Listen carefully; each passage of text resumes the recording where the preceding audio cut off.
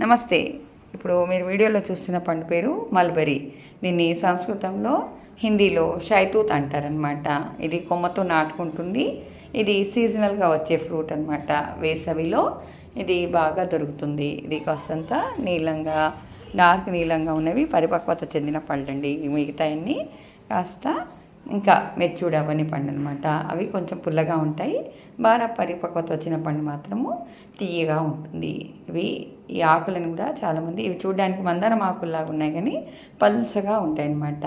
అయితే దీన్ని కషాయం చేసుకొని తాగుతుంటారు.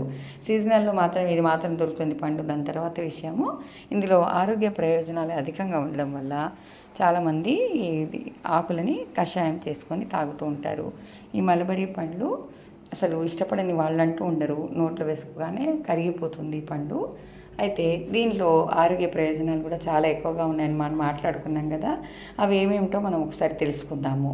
అయితే రోగ నిరోధక శక్తిని బలోపేతం చేస్తుందన్నమాట. ఎలా అని చెప్తే ఇందులో విటమిన్ సి అధికంగా ఉంటుంది. సీజనల్ ఇన్ఫెక్షన్స్ రాకుండా కూడా ఇది మనల్ని కాపాడుతుంది. ఇంకా ఒకటి వచ్చేసి ఇందులో ఫైబర్ అధికంగా ఉండడం వల్ల మనకి ఒబెసిటీ నుంచి కూడా మనల్ని కాపాడుతుంది. ఈ మల్బరీలో క్యాలరీల పరిమాణం చాలా తక్కువగా ఉంటుంది. అది కూడా ఒబెసిటీ తగ్గడానికి ఒక సహాయపడుతుంది అనమాట. ఇనుము, కాల్షియం ఇవి బలానికి, ఆ ఎముకల బలానికి ఎక్కువ కదా. ఈ రెండు పోషకాలు కూడా ఈ మల్బరీలో ఎక్కువగా ఉంటాయి కాబట్టి ఎముకల బలహీనత నుంచి కాపాడుతుంది. గుండె, ధమని ఆరోగ్యంగా ఉంచుతుంది. కొలెస్ట్రాల్ లేకుండా చేస్తుంది కాబట్టి గుండెకు కూడా ప్రయోజనకారి. రక్తంలో చక్కెర స్థాయిని తగ్గిస్తుంది. ఇందులో ఫైబర్ సమ్మేళనము ఎక్కువగా మల్బరీలో కనిపించడం వల్ల మనకి చక్కెర స్థానాన్ని కూడా మనకి కాపాడుతుంది. జీర్ణశక్తికి బాగా మంచి ప్రయోజనకారి. మలబద్ధకము, ఉబ్బరం సమస్యల నుంచి దూరంగా వస్తుంది. చర్మ సౌందర్యాన్ని కాపాడుతుంది. జుట్టును బాగా వచ్చేటట్లుగా చేస్తుంది. ఇంకొకటి వచ్చేసి క్యాన్సర్కి కూడా నివారణకారి అనమాట. ఇన్ని ప్రయోజనాలున్న ఈ మల్బరీని మనము చక్కగా తిని ఆస్వాదించి కుటుంబాన్ని ఆరోగ్యంగా ఉంచుకుందాము.